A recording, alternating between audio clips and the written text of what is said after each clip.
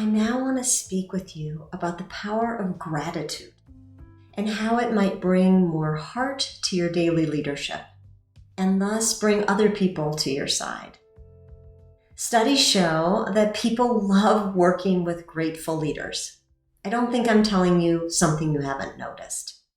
It's fun to be with people and work with people who see and appreciate you and what you contribute. Perhaps you might see your workplace as a gratitude laboratory over the next 3 months as you practice this core leadership skill. What can we give thanks for each day? Using gratitude to foster relationship is an extraordinary tool. It will also support your health. Studies are emerging that using gratitude fosters better sleep, heart functioning, and relief of depression. Your positive state, where you're feeling grateful for everything that's happening to you, even when it might be difficult, can actually enhance your leadership performance, as documented in the positive psychology studies of Shawn Achor, Martin Seligman, and others. It is not a surprise that in every spiritual tradition, we're told to count our blessings and to feel grateful. I bring you this quote from His Holiness the Dalai Lama. The seed of goodness is found in the soil of appreciation.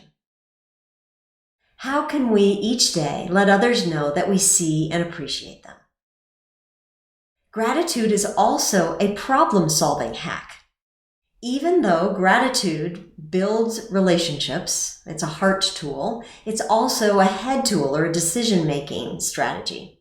As you'll see in the following video from me, if we're in a place of gratitude, you will be in the right place of your brain to think in past, present, and future, to think about others, and to be creative. You better problem solve.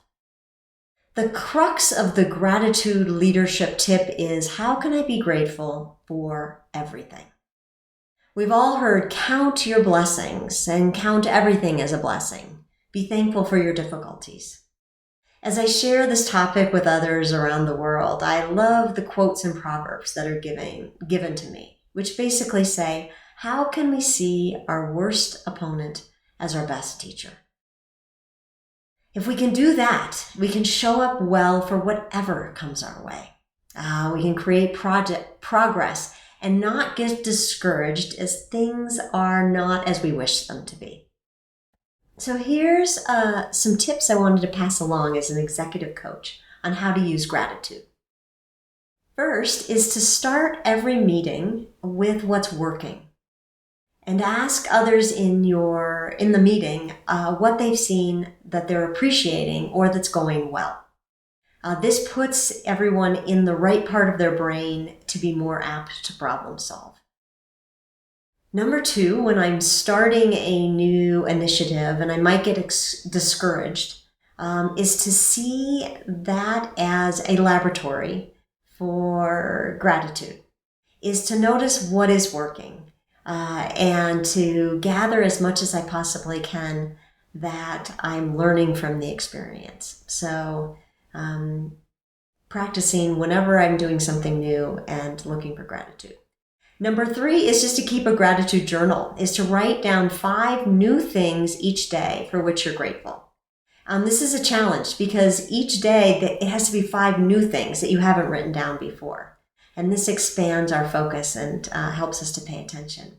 And fourth, one other tip is to, throughout your day, is to notice, how am I doing? Am I in a positive state, a neutral state, or a negative state? And see if I can shift myself by using gratitude.